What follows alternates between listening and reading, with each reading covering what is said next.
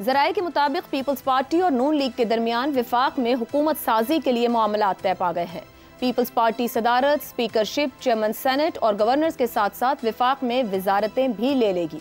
ये बात इसलिए हैरत की है कि गुज़श्ता रोज ही पीपल्स पार्टी के चेयरमैन बिलावल भुट्टो जरदारी ने कहा था कि वजारत उज़्मा के लिए नून लीग को वोट दिया जाएगा मगर वजारतें नहीं ली जाएंगी। ताहम इस वक्त मुल्क को बहरान से निकालने के लिए वाहिद मुमकिना हल भी दिखाई दे रहा है कि पीपल्स पार्टी वफाकी हुकूमत की ओनरशिप लेते हुए हुकूमत में शामिल हो जाए।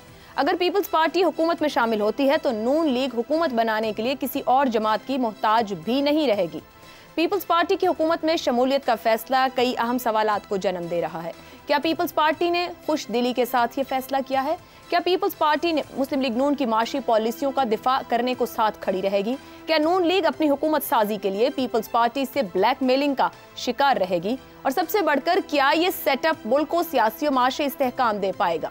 PDM 1 के तजर्बे से तो साबित हुआ कि अप्रैल 2022 से लेकर अगस्त 2023 तक मुल्क में ना सियासी इस्तेहकाम रहा और ना ही माशी। अब हुकूमत साजी से पहले ही राना सनाउल्लाह कह रहे हैं कि पीपल्स पार्टी अपनी साख बेहतर बना रही है और नून लीग की साख खराब कर रही है। बिलावल भुट्टो का मौक़िफ़ भी सब पर अयां है। ऐसे में सबसे बड़ा सवाल यही होगा कि क्या ये मैरिज ऑफ इनकन्वीनियंस चल पाएगी या फिर वतन अजीज में अभी सियासी अदम इस्तेहकाम के मजीद बाब ही रकम होते रहेंगे। इसी मामले पर गुफ्तगू करेंगे। पैनल में हमारे साथ हैं हसन निसार, अबसार आलम, जैगम खान और शहजाद चौधरी। आप चारों का बहुत शुक्रिया। प्रोग्राम का पहला सवाल आप सबके लिए। पीपल्स पार्टी वफाकी हुकूमत में शामिल होने के लिए रजामंद, PDM 1 का तजर्बा मुख्तलिफ, क्या अब की बार भी निभा हो पाएगा? हसन निसार साहब, आप समझते हैं कि दोनों जो इस वक्त हमारे हालात हैं उनको समझते हुए साथ चलेंगे और जो वक्त है उसको मुकम्मल कर पाएंगे? अजीब बात है, मैं लास्ट वीक अपने प्रोग्राम ब्लैक एंड वाइट में इसी सवाल का जवाब दे चुका हूँ। हालांकि सवाल कोई और था। एक मिसरा याद आता है आयशा जी, हम तो डूबे हैं सनम, तुमको भी ले डूबेंगे। दोस्ती क्या होती है? कहते हैं sinking and swimming together. Height of friendship क्या है? हमारे बचपन में ना हाइट चला करती थी स्कूल में। हाइट ऑफ फ्रेंडशिप है सिंकिंग एंड स्विमिंग टुगेदर। बाकी बिलावल का ये जुमला बड़ा प्यारा है, मुल्क को बहरान से 76 सालों में बहरानों से निकला नहीं, अभी निकालेंगे ये माशाल्लाह। खैर सर, अगर आप इजाजत दें तो मुझे ये बता दीजिएगा, ये आपने किसके लिए कहा है जो पहले ही डूब चुका है? दोनों।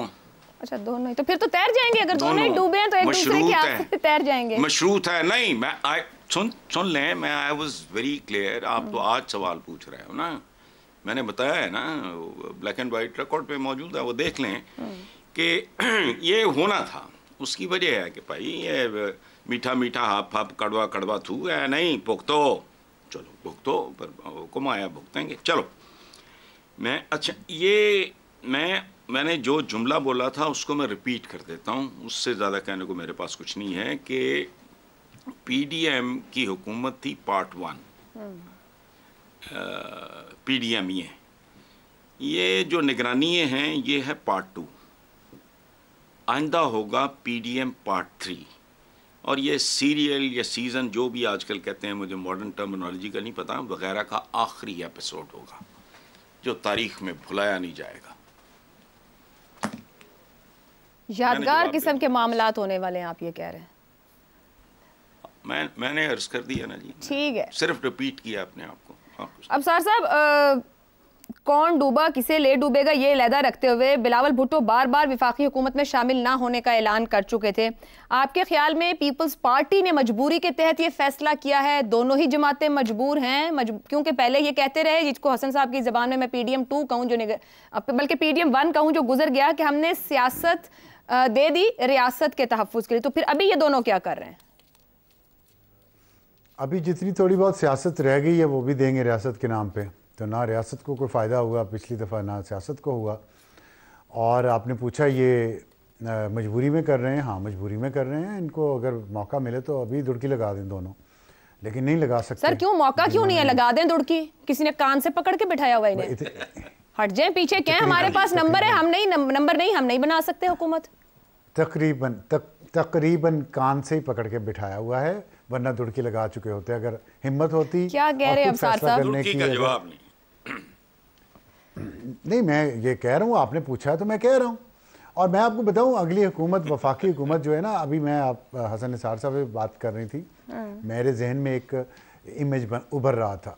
आपने अफगानिस्तान का एक खेल है बुज़कशी, तो मुझे लग रहा था वफाकी हुकूमत उस दुम्बे की तरह होगी, सरकटे दुम्बे की तरह, जिसको तमाम सूबे और दूसरे इदारे जिनको पैसे चाहिए होते हैं वो भंबोड़ रहे होंगे अगले जितने अरसा भी ये हुकूमत रहती है वफाक की। और उस जो बुज़ है, क्योंकि वो तो उसका तो सर कटा होता है, वो कुछ नहीं कर पाएगा। कभी कोई सुबह उधेड़ के उसे ले जाएगा, कभी ये अली अमीन गंडापुर साहब कह रहे साडा हक ऐथे रख, वो खींचेगा, पंजाब अपने फंड्स के लिए खींचेगा, सिंध में ज़ाहिर है कोलिशन गवर्नमेंट भी है, PDM2 भी है, वो अपने फंड्स के लिए खींचेंगे। बलूचिस्तान में अलग वो अपना उसे हिस्सा चाहिए होगा। तो अजीब कड़मास नजर आ रहा है। नहीं सर, कड़मास क्यों होगा? पंजाब में नून लीग की हुकूमत होगी, सिंध और बलूचिस्तान में भी ये दोनों होंगे, तो 3 सूबों में तो यही हैं जो वफाक में होंगे, तो कड़मास तो ये खुद ही डालेंगे अगर डालेंगे। लेकिन तीनों सूबों में अलग अलग सियासी जमातों की हुकूमतें होंगी, ये भी आप देख लें। सिंध में पीपल्स पार्टी की होगी, पंजाब में PMLN की होगी, KPK में PTI की होगी, और बलूचिस्तान में ज़ाहिर कोलिशन होगी जिसमें शायद मौलाना साहब को भी अब हिस्सा मिल जाए। तो ये आप सोचें कि जब 18वीं तरमीम के तहत फंड्स ज़्यादातर जो हैं वो सूबों को जाएंगे और सूबे अपना अपना हिस्सा लेके अपना काम करेंगे, उन्हें परवाह नहीं होगी वफाक में क्या हो रहा है। वफाक के पास अभी भी इतने फंड्स नहीं हैं कि वो अपने डे टू डे खर्चे चला सके। वो तनख्वाहें देने के लिए उनके पास पैसे नहीं होते, सूबों को उनका हिस्सा दे के, तो वो तो तनख्वाहें तक कर्ज लेके देते हैं। IMF से मुआहिदा उन्होंने करना है, कंडीशन IMF की उन्होंने नाफिज करनी है, बिजली की कीमतें उन्होंने बढ़ानी है, पेट्रोल की कीमतें उन्होंने बढ़ानी है, बाहर से सरमायाकारी उन्होंने लानी है। सूबे तो हाथ पे हाथ रख के बैठे रहेंगे। हालांकि चाहिए तो ये कि सूबे खुद भी बाहर से इन्वेस्टमेंट लेके आएँ, और अगर किसी सूबे में कोई अकल आ गई और वो बाहर से सरमायाकारी लेके आएँ तो शायद वो सूबा तरक्की कर जाए। लेकिन बज़ाहिर जो लग रहा है वो PDM की हुकूमत जो है दूसरी दफ़ा आएगी, वो कोई अच्छी खबर नहीं आ रही मुझे तो। अच्छी खबर नहीं लग रही अब्सार साहब को। शहजाद साहब, PDM1 में अहम तैनातियों के बायस और जो भी हालात थे उस वक्त, 2 तैनातियां उधर होनी थी DGI और COS की, फिर पॉलिटिकल सिचुएशन, PTI जहां खड़ी थी, ये लोग साथ खड़े रहे, मुत्तहिद रहे।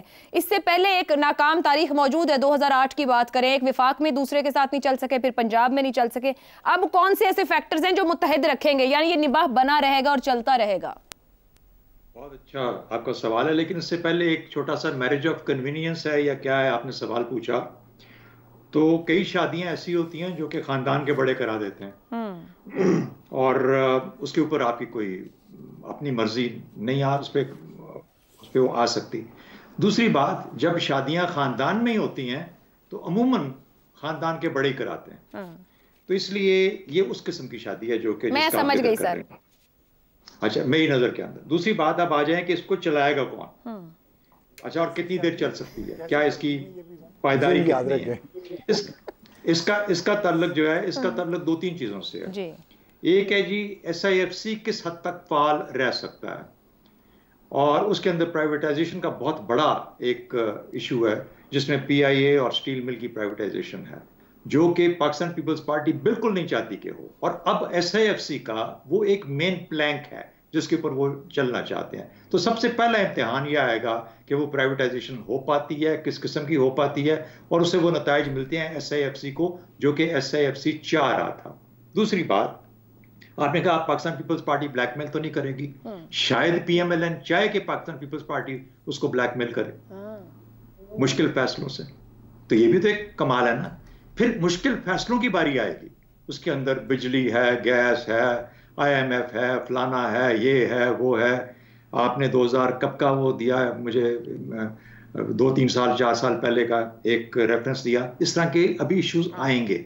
जब वो आएंगे तो फिर आपके बीच में, इन दोनों पार्टनर्स के बीच में थोड़ी सी कोई आगे पीछे हलचल हो सकती है कि वो मेरे साथ नहीं चलता, वो नहीं मानता, इसको यूं कर लें, इसको ऐसे कर लें, वगैरह वगैरह। तीसरी बात, जो सबसे बड़ी फोर्स होगा जो डिटरमिन करेगा कि किस हद तक चलेगा, वो PTI का पार्लियामेंट में रवैया होगा। पार्लियामेंट में और पार्लियामेंट से बाहर किस हद तक PTI एक फाल जमात के तौर पे अपना रोल अदा करती है। ये रौला पड़ा रहेगा, सड़कों पे रहेगा, सिर्फ पार्लियामेंट में रहेगा, किस हद तक रहेगा, वो डिटरमिन करेगा कि इसकी उम्र कितनी होगी आने वाली पार्लियामेंट की और आने वाली गवर्नमेंट की। दूसरी बात, देखिए एलिट्स की लड़ाई है बेसिकली, अवाम फिर बेचारे पिसे जाएंगे, ये एलिट्स आपस में लड़ेंगे, पाकिस्तान पीपल्स पार्टी, PMLN, मौलाना, फलाना, एस्टैब्लिशमेंट, आगे पीछे उनके मामलात, लड़ाई इन्हीं के बीच में रुक के रह जाएगी। वो जो बेचारे अवाम जिन्होंने इतना सारा निकल के वोट दिया है, इतने बहादुर अवाम, उनकी तरफ ध्यान ही किसी का नहीं जाएगा, फिर से अवाम पिस्से के पिस्से रह जाएंगे। एक तो खैर मामलात भी ऐसे हैं, एक इसका स्ट्रक्चर भी ऐसा है, और उसके बाद जिस किस्म के मामलात इनके बीच में आएंगे वो भी अवाम को दुख झेलने पे मजबूर करेंगे।